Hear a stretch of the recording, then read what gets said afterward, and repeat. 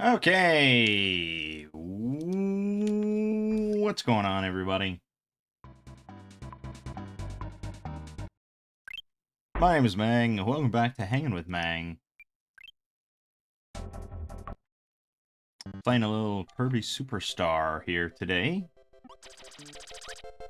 Started a new archipelago run last night on Two Brothers, and I picked Kirby Superstar as one of my games. It's a new addition, so might as well get even more familiar with it.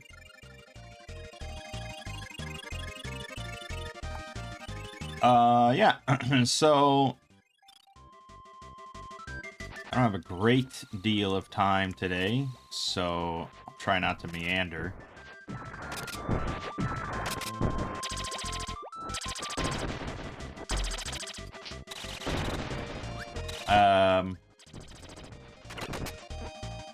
Let's see. This week on this channel, we had Dawn of War. Much Dawn of War.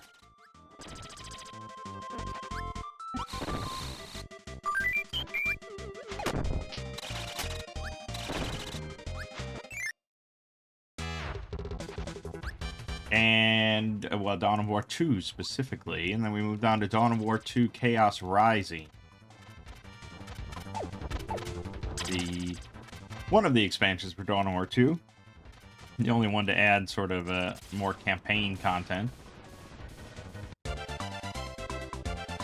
That's only going to be, like, I think 4 or 5 videos.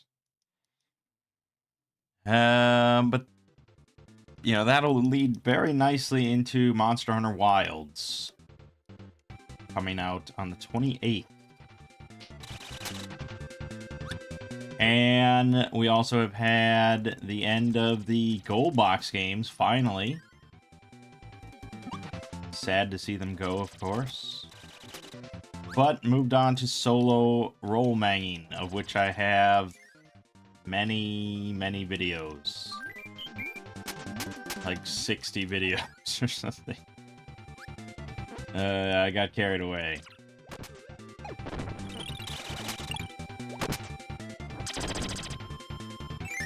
So that'll continue for a while. So for a while, it'll just be Monster Hunter and solo RPGs.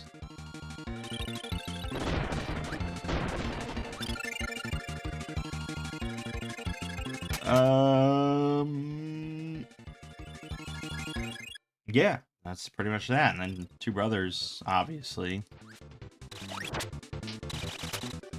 Always more archipelago to do.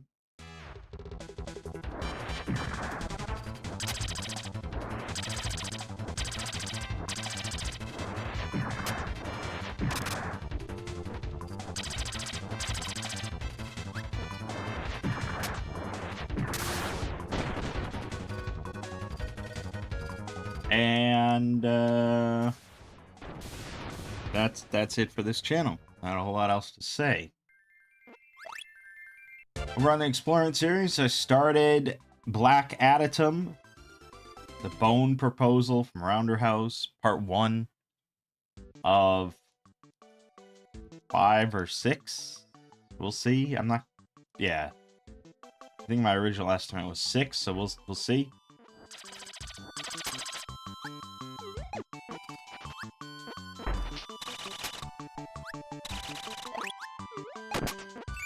We'll see.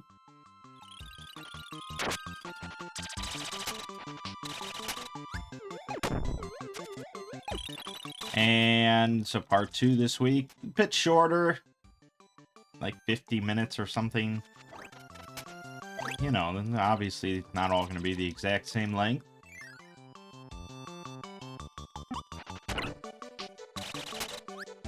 But, you know, there's still plenty to go.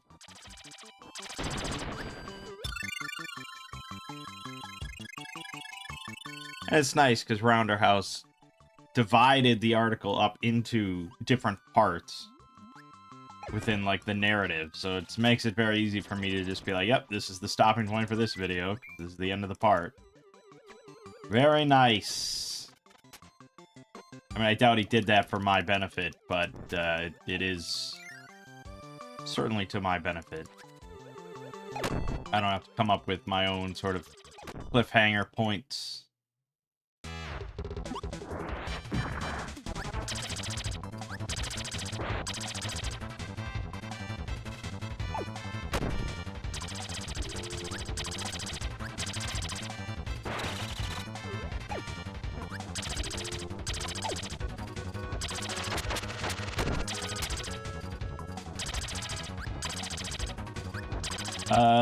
Yeah, so that's all that's happening over on that channel.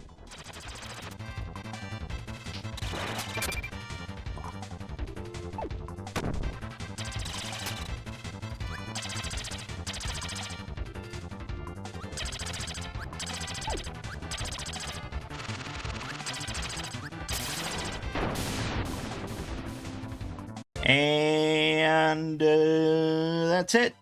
It's all the video stuff. Not very exciting.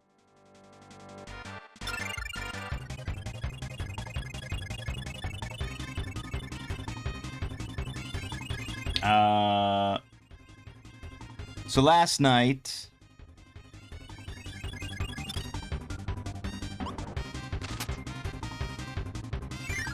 I ran, you know, RPG for my family, and we actually had two people drop out of the game. My sister and my brother-in-law.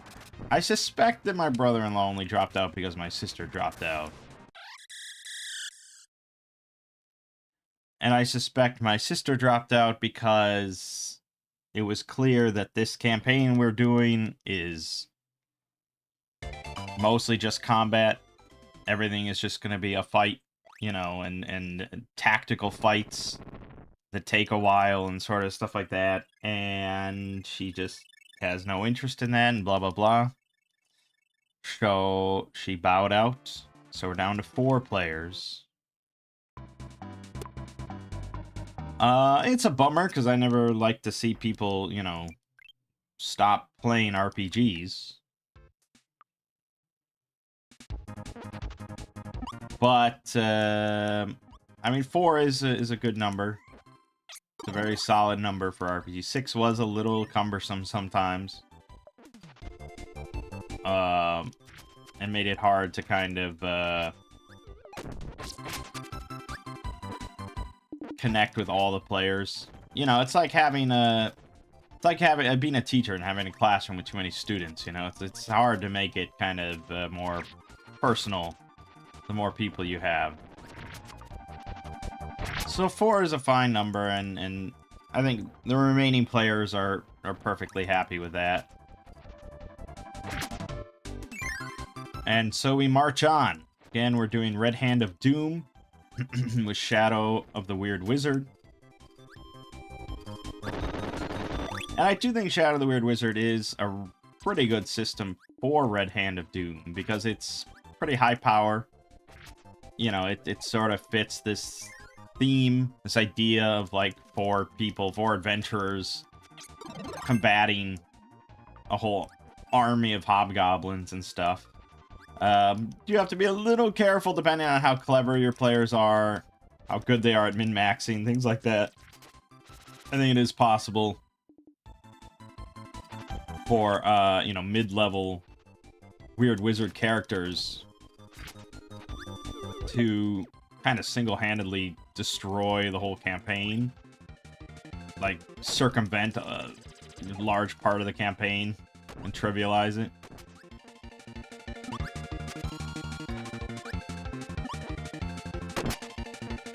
So, you know, be wary of that. But it is a great classic campaign for a reason. You know, it's got some good set pieces. Got a good plot of, you know, this army sweeping across the countryside in this small group of adventurers going around to try and pick off some leaders at certain locations and try to weaken the army and try to gather some allies along the way to bolster the final battle and stuff at the big city. It's a good campaign so far. We've all been enjoying it, except the players that left, obviously.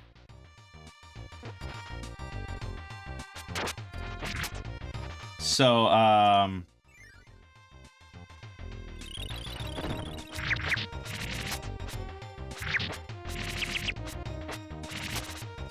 we ended off where they were heading into this swampy area called the Black Fens, because they had heard that one of these leaders of the Red Hand, the enemy army, is located at this ruined city, this flooded old city in the swamp.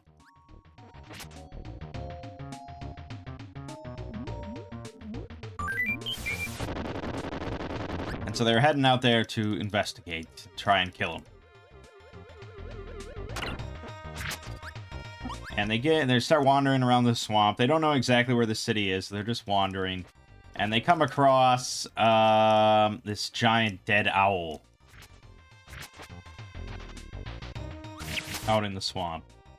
And while they're kind of looking at it, you know, they get ambushed by a couple of these creatures.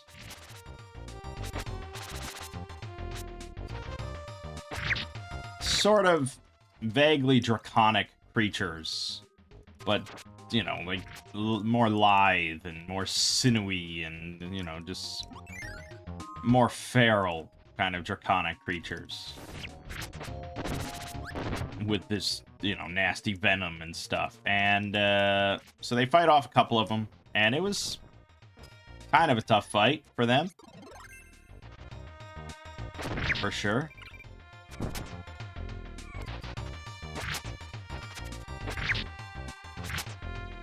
But they persevered.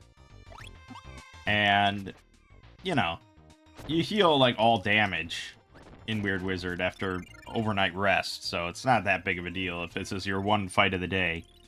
And it was their one fight of the day, because afterwards they, I gave them some time right after the fight was over, if they wanted to do anything, like search the area. They didn't search the area.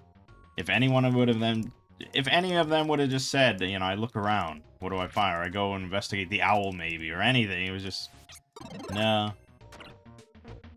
One of them did say that he checks the bodies of the draconic creatures, because he was expecting, I don't know, maybe they'd have something in their pockets. I don't know. That wasn't good enough for me. I wasn't going to allow that.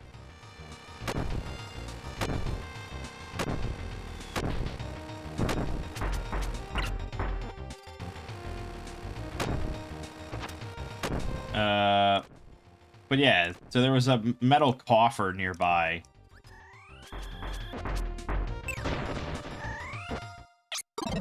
That had a few more magic items in it, which would be pretty useful for them. They're constantly clamoring for more magic items, and it's like, what do you want? What do you want from me?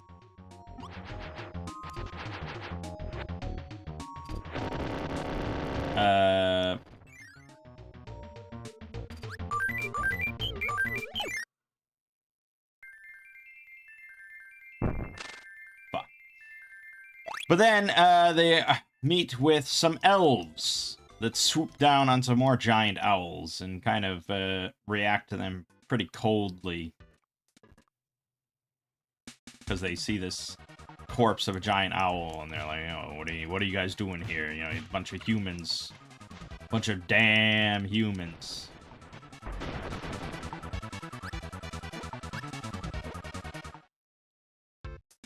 But the group plays pretty nice, and, you know, there's the bodies of the draconic creatures nearby and stuff, and so blah, blah, blah. And they get taken back to the elves' encampment on the backs of these giant owls.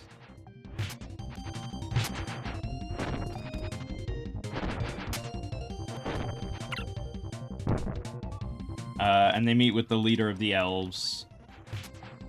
And the elves are pretty nice, you know, Like, you can stay here, you can rest here, blah, blah, blah. We'll borrow you some boats, you know, if you want to go to check out the city.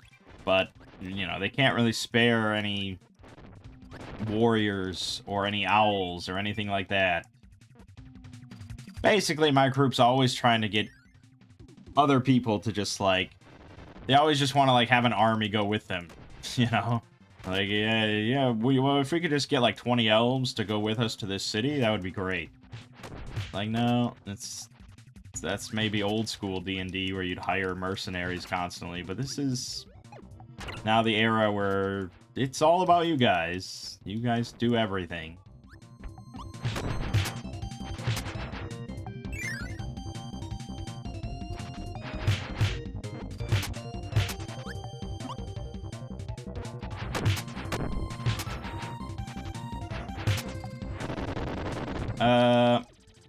So my aunt was really peeved with these damn elves that just, you know, want us to, we want them to clean up the whole area and take care of all their problems, and they're just gonna sit here and offer no help. It's like, I mean, they made it pretty clear that they weren't really bothered by the City of Rest. They haven't gone over there because they know that it's kind of bad, but they haven't been fucked with at all by them, so they've got all sorts of other issues to deal with in the Black Fence. Things are getting worse. There's these weird draconic creatures around. The lizard folk are constantly a threat. Blah, blah, blah. Nope. They're worthless, useless bastards. Refuse to give us any help. Okay.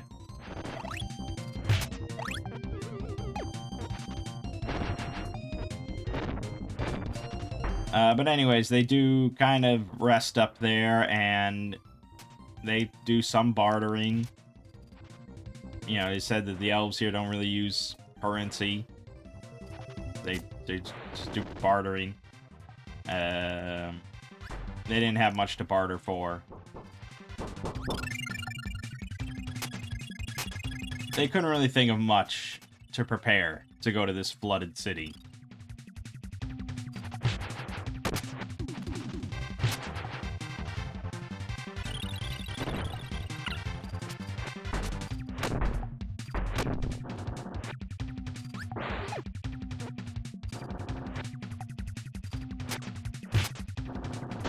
Boom.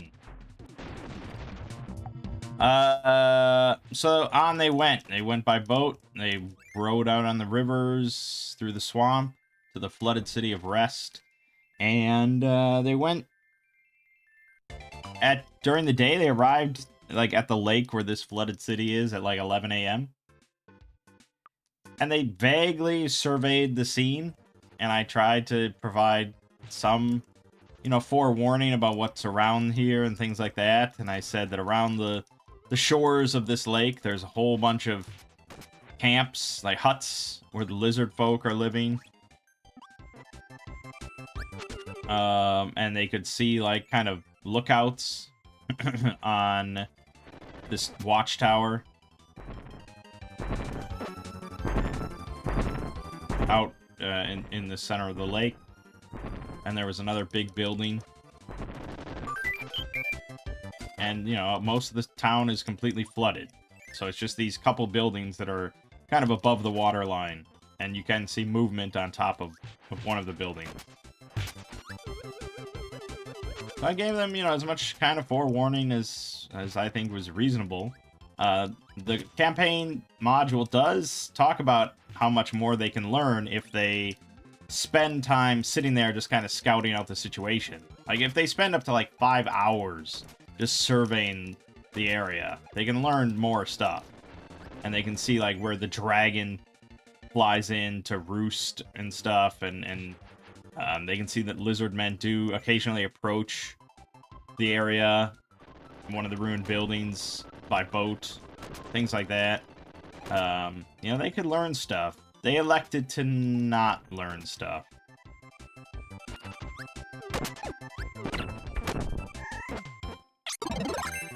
Damn.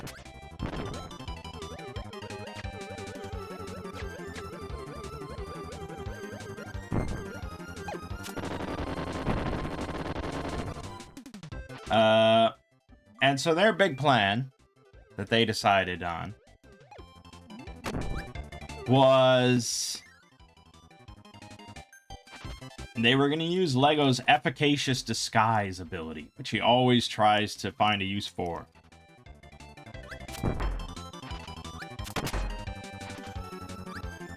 So they were going to disguise 2 of the people again, because he can only cast it twice.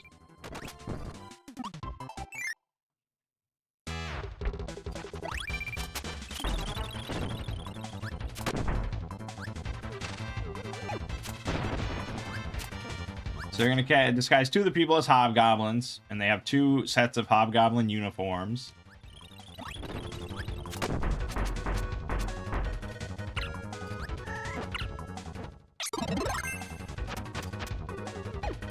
And then the other 2 were gonna, like, stay at the bottom of the boat under a tarp or under, like, their bedrolls or something, and, you know, hidden. And they were gonna go up to the tower and say that they're from the blockade, the nearby blockade. And they warded off an attack, but they need reinforcements. Well, really, their plan was that they just want to assassinate the leader here. So their plan was to, from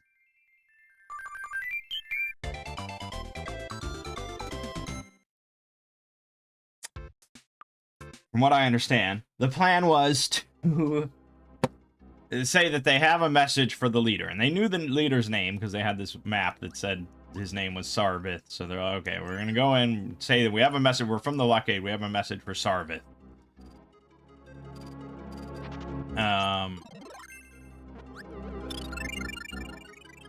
And, you know, Lego doesn't speak Goblin. His character doesn't speak Goblin. My mom's character speaks Goblin. So my mom has to be the one to do all this. So he coached her for like 5 minutes about exactly what to say. And, you know, you're a hobgoblin, so you got to act really tough, blah, blah, blah. And, you know, she did. And so the plan was that they were going to get taken, you know, go to Sarvith, go to the leader, and then once there, they were going to start the fight and assassinate him. Except, I guess that wasn't the plan.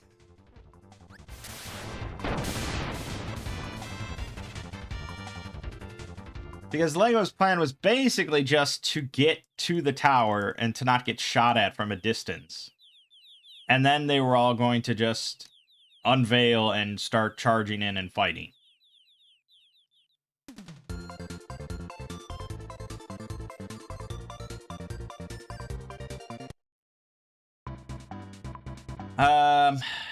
So the problem, multiple problems really.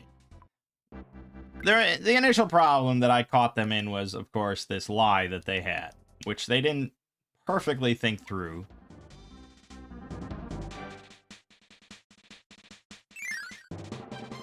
But really, just the plan in general suffered because they lacked information.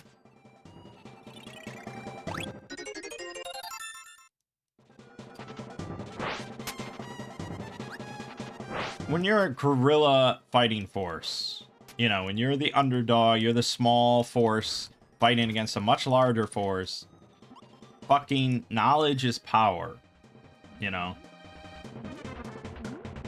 The more information that you have about your enemy, the better you can operate.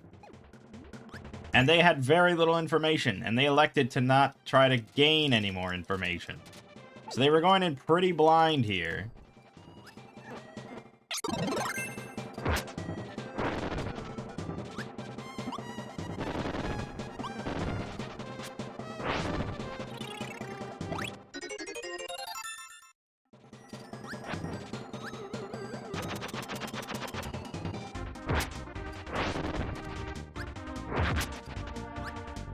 So they really had no idea of enemy numbers. They had no idea where this leader guy, Sarvith, was.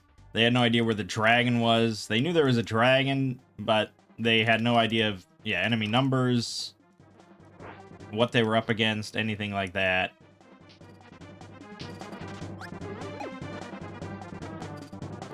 So they kind of... The lie that they got caught in was that they were from the blockade, you know. Fuck me, I'm so slow. They were from the blockade, right?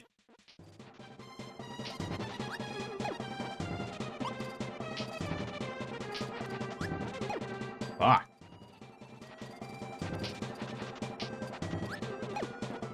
No way. No way! How did I do this as a kid? Christ.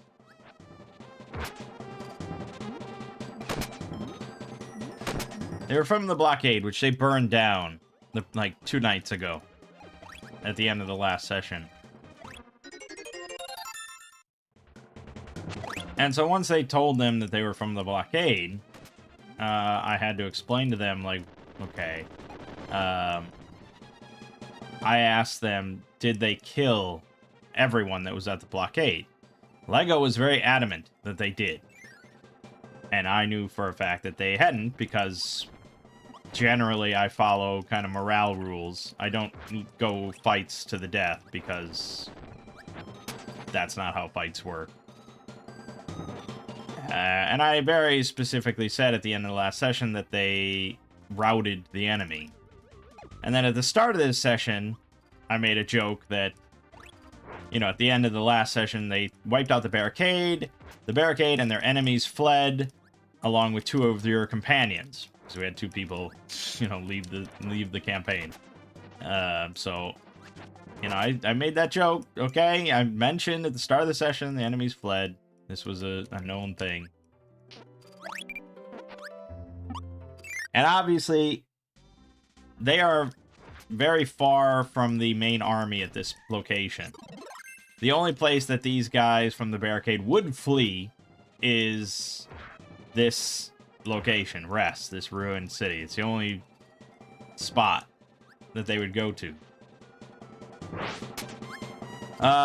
Lego wasn't happy, because Lego's never happy if he gets hauled out like that, if he gets made a fool of. I think it's hard to argue with my logic. And even if I hadn't made that joke at the start of the session, even if I hadn't recapped them at all on what happened, that's not my fault. That's not my problem. There is a penalty to letting your enemies run away. And at the end of the last session, they didn't say anything about chasing after him or anything like that. Again, you're a guerrilla force. You're trying to generally operate with a degree of stealth and subterfuge.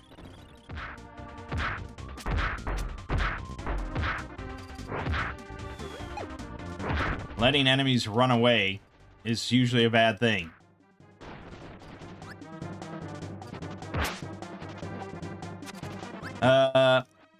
Incidentally, it wasn't that big of a deal because, like I said, their plan wasn't to actually get to Sarvith, I guess. Their plan was to just get to the tower. Like the bottom of the tower, and then they would all rush out and attack. And so they did. And, yeah. The initial fight at the tower was against, like, 3 Hobgoblin veterans and 1 Blade Bearer, you know? A reasonably, you know, a reasonable fight for them. For the 4 of them. Fuck. But there were the 3 lookouts up at the top of the tower where there's a bell, a broken bell that they kind of bang on to warn everybody that there's intruders or something. So, as soon as the fight breaks out and everything, they start clanging on the bell. And, they do the fight, and they're doing the fight, and so on and so forth. And it's going okay. It's going okay.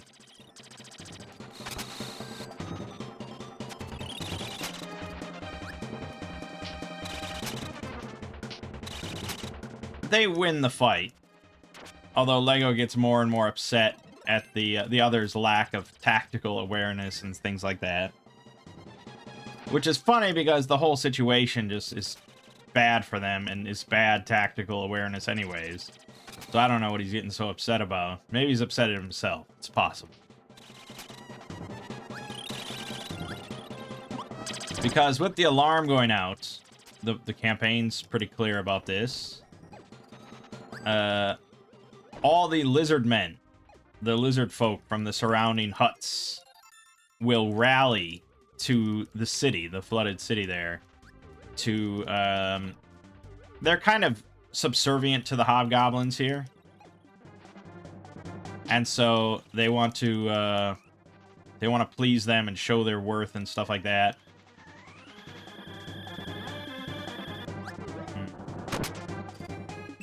So they all rally to try and deal with these intruders as quickly and efficiently as possible. So partway through the fight, I'm like, okay, you look out and you see across the water multiple lizard folk boats coming towards you. So I gave them sufficient warning. And then when that didn't kick anything, I was like, yeah, you see like 18 lizard folk riding towards you. And they still insisted on sticking around. So they finished up the fight. And they killed all the hobgoblins that were in the tower. But this was just the lookout tower. This wasn't the town hall where the leader is. And the lizard folk were closing in more and more. They were pretty beat up at this point after that fight. Obviously, they hadn't even encountered the dragon or anything. So they saw the writing on the wall. Sort of, except their plan initially was like, well, let's just talk to the lizard folk. Maybe they're not evil. Maybe we can convince them to, like, work with us. Again, this is always their plan. And it's fine to occasionally think about diplomacy and stuff like that, but this is D&D, and a lot of races are just not good. So they used their question for God for the session to ask if they could convince the lizard folk to, you know, work alongside them instead of fighting. And I said that the elves would certainly be quite displeased by that arrangement, because the lizard folk are pretty evil and have plagued their tribe, their encampment for generations.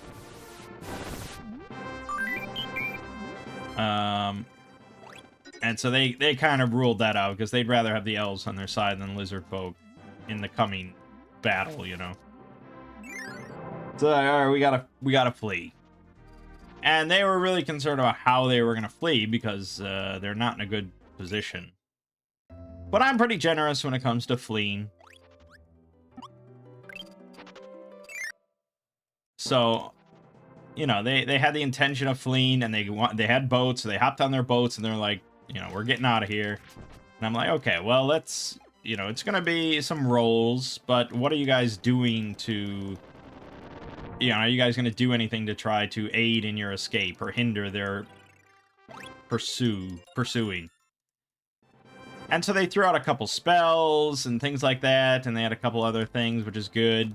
And I gave them all a roll with a couple boons, and then most of them passed. I gave them a little bit of damage, but they made it out of there, and they were happy enough to survive. And truth be told, it is really hard for them to replenish troops at this location. They're very out in the middle of nowhere. So killing multiple hobgoblins, they killed a good number of hobgoblins. It definitely weakens their position here and makes it easier for the heroes to come back and finish the job. So yeah, they weren't overly pleased with how it all turned out. But at the end of the day, they didn't really have much of a plan. They pretty much just charged in there. They avoided initial volleys of arrows. That's about it.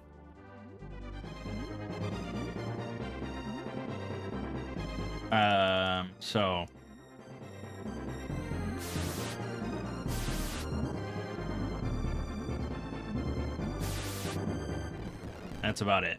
That's about it. So, I don't know what their plan exactly is going forward. Maybe they'll just attempt... I think their plan is to go in at night now and do a nighttime incursion to get to the town hall.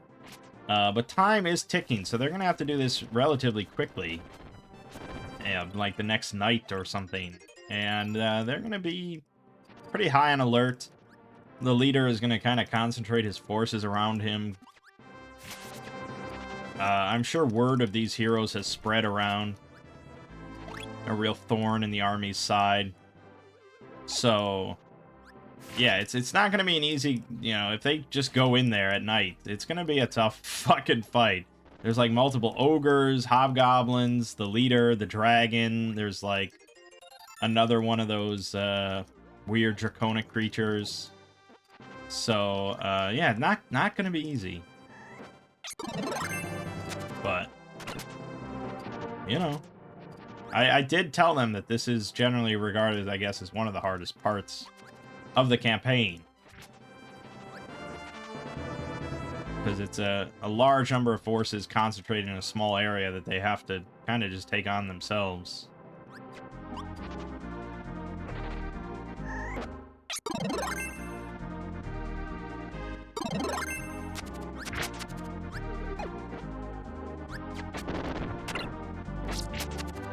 So, yeah, we'll see. But I think, yeah, I mean, everyone was pretty pleased with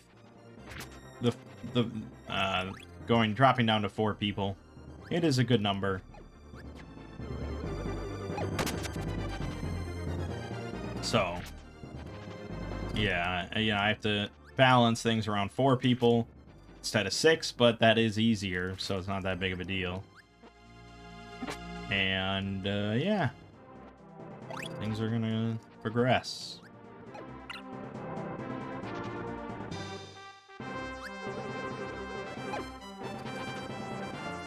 I guess that's about it.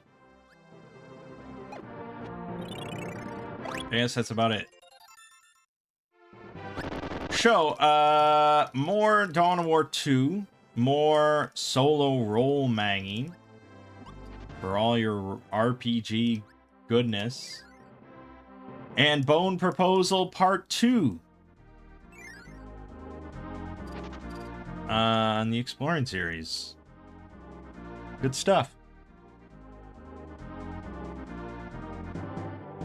But for now, my name is Mangg. This has been Hanging with Mangg, and I'll see you fine folks next week.